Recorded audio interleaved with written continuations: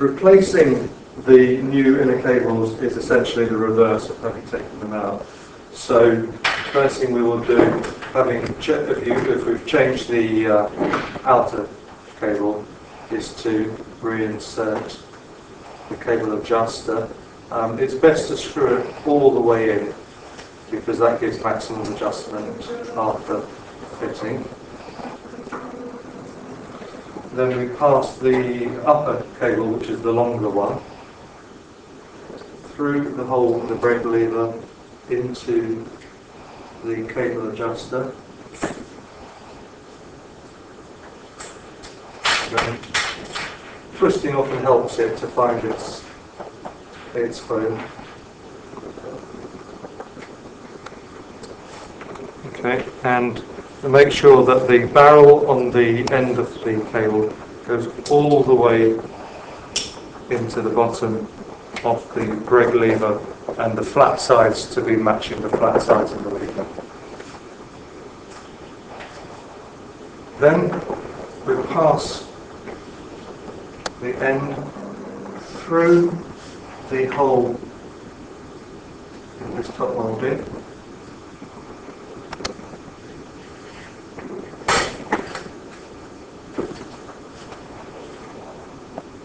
and then we take the brake slider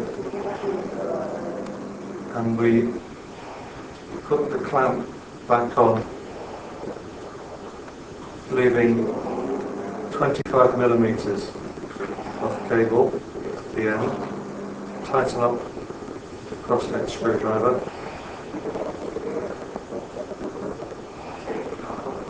Then we place an end cap over the end of the cable for safety,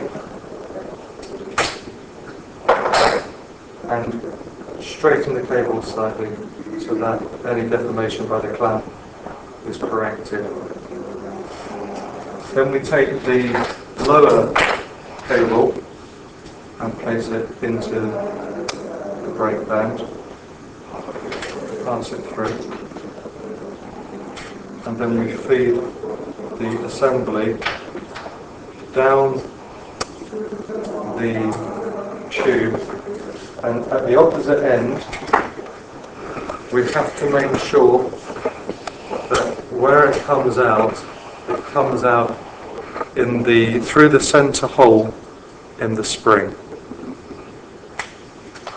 and pull the cable all the way through. Then we need to start to reassemble with the top moulding being pushed all the way down onto the tube until the holes line up. Then we assemble the top moulding with a pin.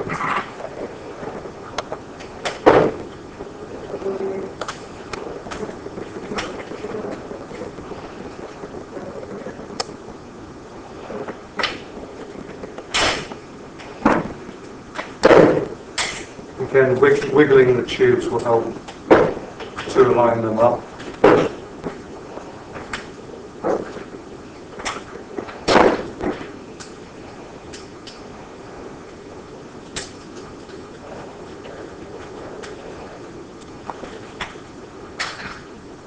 This fastener, when being reinstalled, must have fresh thread lock added to stop it coming out due to vibrations.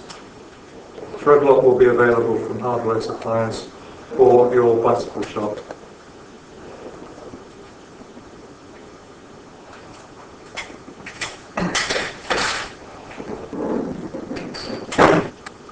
Okay, then the other end of the cable needs to be passed back through the tube.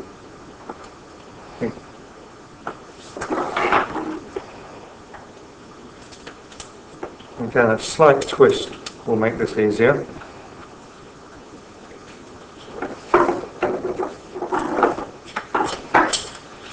The reattachment of the brake band will be done after assembly.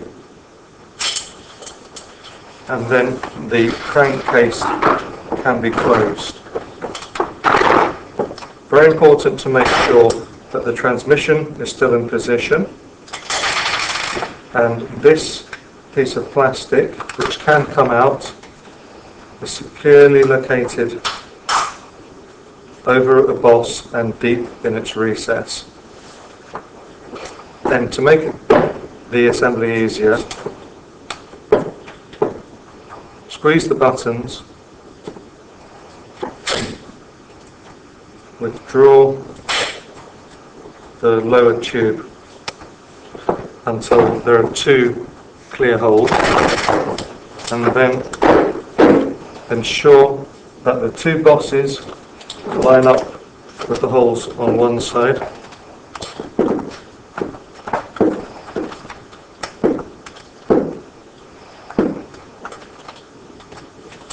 And then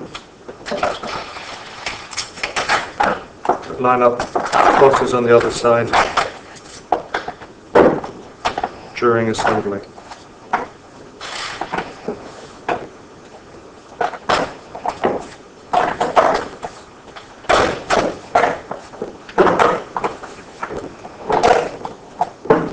Then turn the bicycle over again.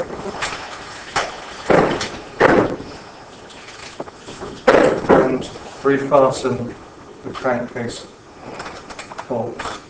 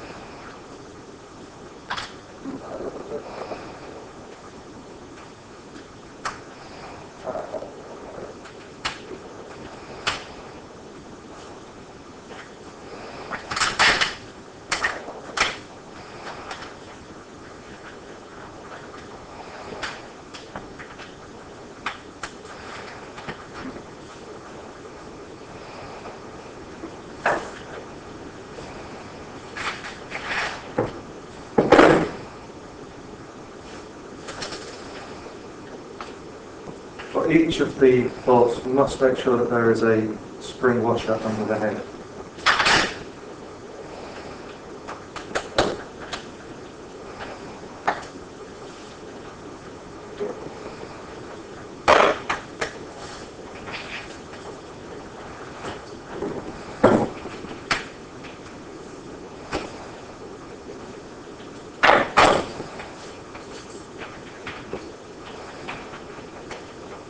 And let's also remember the deep screw in the centre.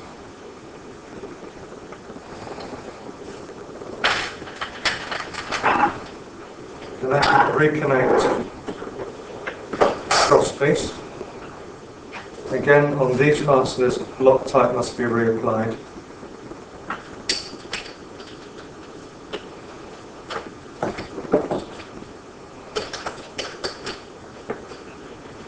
And when connecting up with an Allen key, 3mm hexagonal wrench will be required for both sides.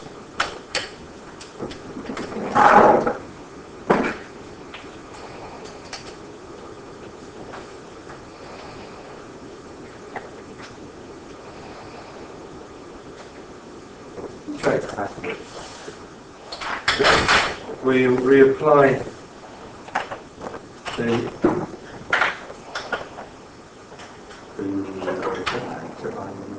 this should be tightened to the torque turned anti-clockwise.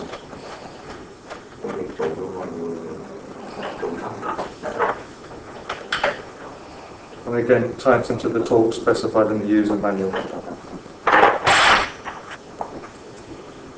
Then we place the spring over the cable, there is a wide end which goes on first, and it's easiest if we insert the cable into the clamp at this stage underneath the washer and just lightly tighten, and then being careful not to bend the band too much, we line up the fasteners with the brake anchor, making sure to have the plain washer, the spring washer, underneath the button head.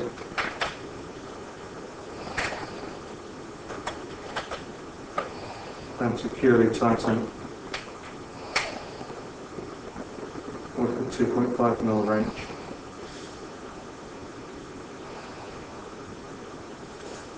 And finally, we need to set the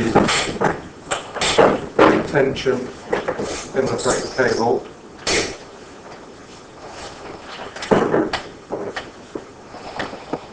So making sure that the brake cable is pulled fully out, slacken up the clamp screw,